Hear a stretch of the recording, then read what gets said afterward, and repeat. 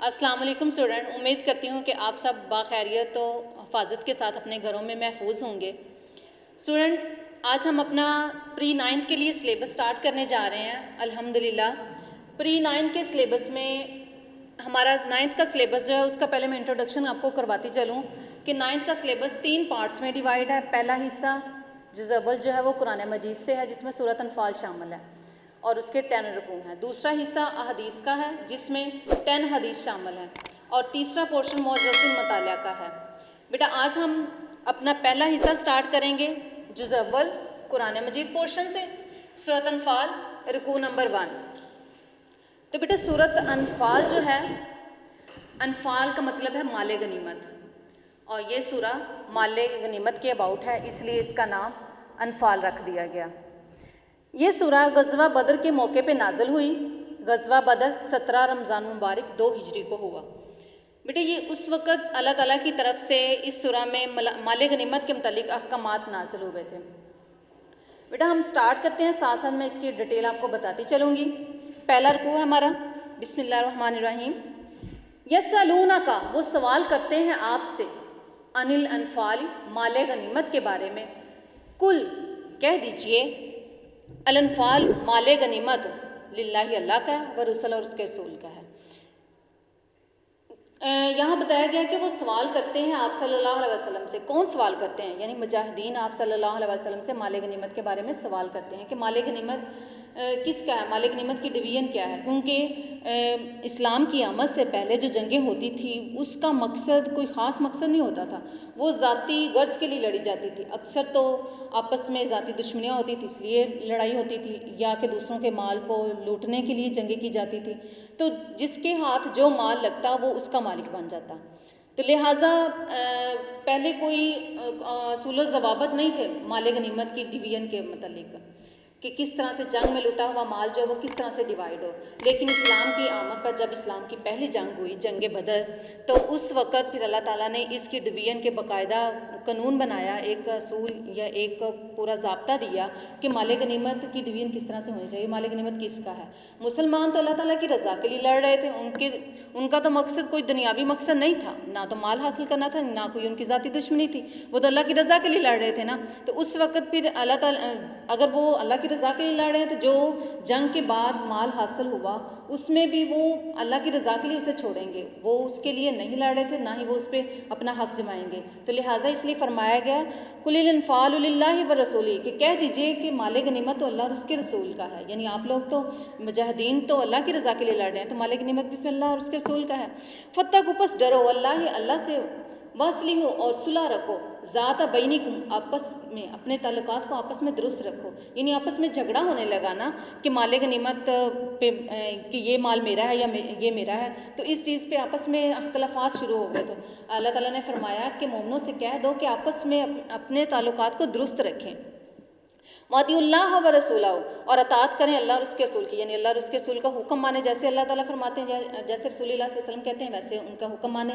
ان کنتم مؤمنین، اگر تم مومن ہو، اگر مومن ہو تو پھر آپس میں صلح رکھو اور اللہ سے ڈرو اور اللہ اور اس کے رسول کی اطاعت کرو۔ انما المؤمنین، بے شک مومن تو وہ ہیں، الذین، وہ لوگ، یعنی مومنوں کی یہاں پہ نشانیاں اللہ تعالیٰ بیان کر رہے ہیں کہ مومن کون لوگ ہوتے ہیں۔ انما المؤمنون الذین، در حقیقت مومن تو وہ لوگ ہیں، اذا، جب، ذکر اللہ، جب ذکر کیا جاتا ہے اللہ کا، واجلت، تو وہ ڈر جاتے ہیں، قلوبہم، ان کے دل، کہ جب اللہ کا ان کے سامنے ذکر کیا جاتا ہے تو ان کے دل ڈر جاتے ہیں۔ وَإِذَا، اور جب تُلِیَت، پڑھی جاتی ہیں، آیات، علیہم، ان کے سامنے، آیتیں اس کی، زیادہ تو ان کا بڑھ جاتا ہے، ایمان، تو جب اللہ کی آیات ان کے سامنے تلاوت کی جاتی ہیں تو ان کا ایمان بڑھ جاتا ہے۔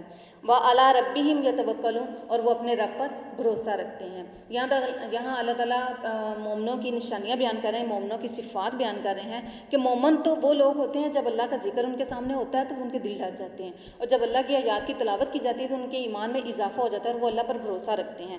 اس کے علاوہ 2 اور نشانیاں مزید اللہ تعالیٰ نے یہاں بیان کی ہیں نیکسٹ آیت میں، الذین یقیمون الصلاۃ، الذین، وہ لوگ جو یقیمون، قائم کرتے ہیں، صلاۃ، نماز کو، ومما، اور اس سے جو رزقناہم، رزق دیا ہم نے انہیں، ینفقون، خرچ کرتے ہیں۔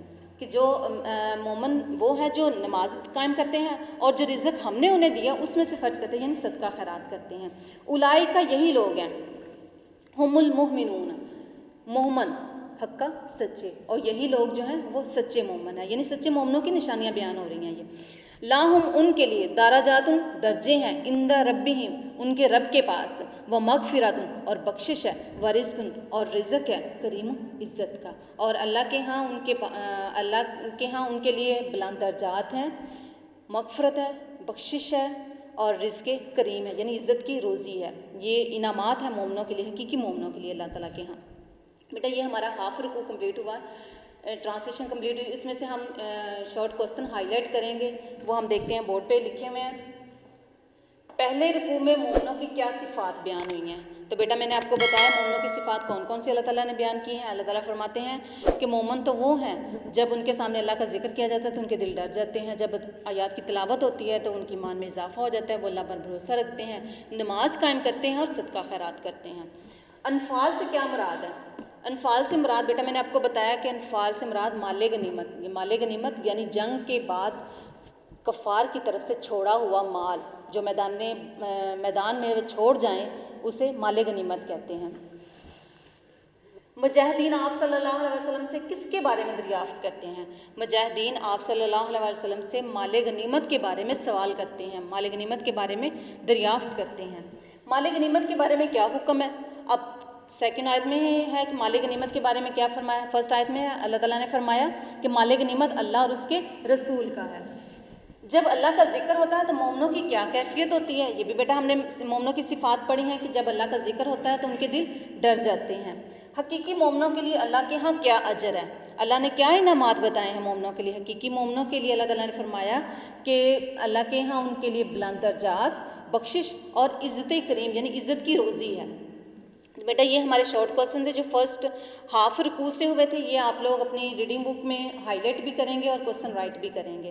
بیٹا اس کے علاوہ جو جتنی انفارمیشن آپ کو سٹارٹ میں نے غزوہ بدر اور سورۃ انفال کے بارے میں بتائی وہ بھی آپ نے ذہن میں رکھنی ہے۔ اور بدر کے بارے میں بتاتے چلوں، غزوہ بدر کو بدر کا نام کیوں دیا گیا؟